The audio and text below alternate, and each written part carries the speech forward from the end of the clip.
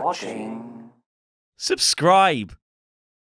Hello, you're watching ScreenStalker. I'm Elfakador Laurie Blake. This is housemate Simon Longdon, and E3 is over, but the gaming news rolls on. Starting with the fact that The Last of Us 2 might be coming out next year now, because various reports are saying that Naughty Dog's follow-up to one of the greatest games of all time, The Last of Us 2 anyway, will be released in February 2020, according to reports. A while ago, Kotaku's Jason Schreier said that the game had slipped from fall 2019, but he had actually heard it got bumped to early 2020, possibly February? Either way, wild final year for the PS4. Now, the latest little bit of fuel to this fire came from Ashley Johnson, who plays Ellie in the game, because in an interview for Between the Sheets, which is something to do with Critical Role that I can't really put my finger on, I don't really know what it is. It's just another bit of content they do online. It's Speakeasy. Yeah, I won't say that. Niche. She was asked during this hour-long interview when the hotly anticipated sequel was coming out. She sort of mouthed the word before the interviewer cut her off completely. And as investigative journalists, we can confirm that is the only month that starts with Yeah. So we assume it must be What about January? Yeah, there is January, yeah. So with 12 months to go, Yeah. we've got 1 year for the PS4 before it goes away, and it looks like we're now going to get Last of Us 2, Death Stranding, Final Fantasy VII Remake, Dreams, and Ghost of Tsushima, all before the PS5, which is cool. But that was the little bit of good news for the weekend. The bad bit of weekend news is that Shenmue 3 developer YSNet, or EaseNet, or Yesnet, my little Yesnet, and the publisher Deep Silver have got into some serious trouble after having said during E3 that their game, which is slated for release in November this year, would be a timed Epic Game Store exclusive on PC. Oh, you said the magic bad words! Now, a developer update on Kickstarter went into a little bit more of the reasoning behind that, saying development for Shenmue 3 has been moving forward using Unreal Engine, and the support we have received from Epic has been excellent. Most importantly, in looking for the most enjoyable experience on PC, it was decided together with Deep Silver after much discussion that the Epic Games Store would be the best distribution platform option. Not for PR!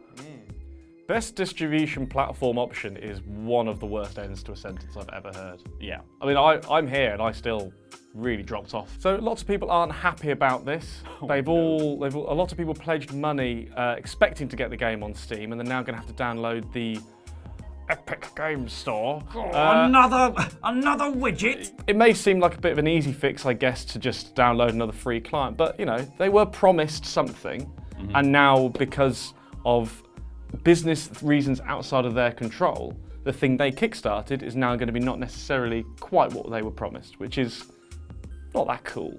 Well, it's not, especially not cool, because I think the point of Kickstarter was meant to be developers taking their propositions of like games they want to make directly to the consumer, so that consumers can kind of vote with their wallets about what kind of experience they want.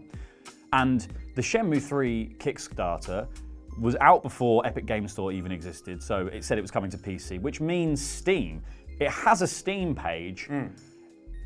Steam keys were mentioned in the original Kickstarter, and yes, it's only a timed exclusive on the Epic Games Store, but generally speaking, their timed exclusivity deals are a year. Yeah. So if you are a PC gamer who is a hardcore Steam fanatic, you're going to have to wait a year to be able to play Shenmue 3 in the way you actually want to play it. This is part of, I guess, wider trend of Kickstarter starting off as a well-meaning attempt to kickstart cool games, and then it really becomes a demo for Sony to come in.